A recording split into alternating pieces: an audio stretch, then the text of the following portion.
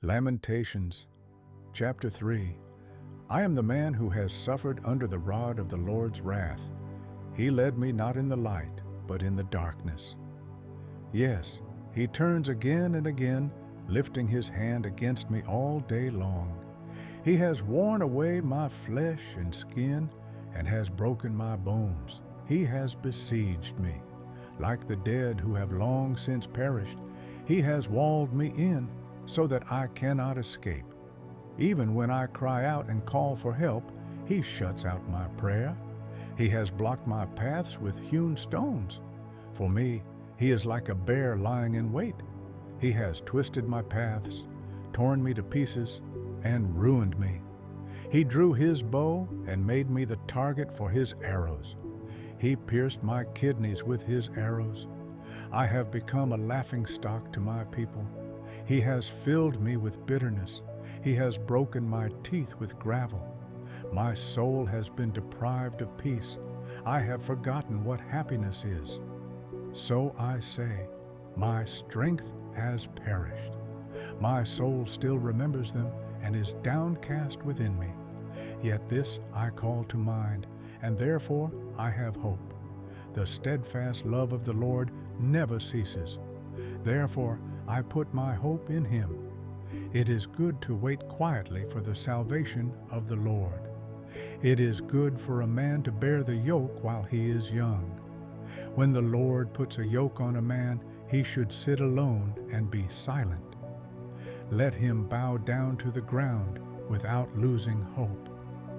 Let him offer his cheek to the one who strikes him and be filled with disgrace. For the Lord does not reject forever. Though he brings grief, he will show compassion because of his great love. For he does not willingly bring affliction or grief to anyone. To crush all prisoners underfoot, to deny a person their rights before the Most High, to pervert justice in a lawsuit, the Lord does not approve. Who can speak and have it happen if the Lord has not decreed it? Do not both good and calamity come from the mouth of the Most High? Why should the living complain when punished for their sins? Let us examine and test our ways, and let us return to the Lord. Let us lift up our hearts and our hands to God in heaven. We have transgressed and rebelled, and you have not forgiven. You have covered yourself with anger and pursued us. You have slain without pity. You have covered yourself with a cloud so that no prayer can get through. You have made us scum and refuse among the nations. All our enemies have mocked us. Terror and pitfalls, ruin and destruction have come upon us. Because of the brokenness of my people, my eyes flow with streams of tears. My eyes pour out tears unceasingly without stopping. Until the Lord looks down from heaven and sees, my heart is in anguish as I see the plight of the young women in my city. Those who were my enemies without cause hunted me down like a bird. They threw me into a pit and tried to kill me, casting stones upon me. The waters closed over my head, and I said, I am cut off. From the depths of the pit, I called on your name, O Lord. You heard my voice when I said, do not close your ear to my cry for relief. When I called on you, you came near and said, do not fear. You, O Lord, took up my case. You redeemed my life.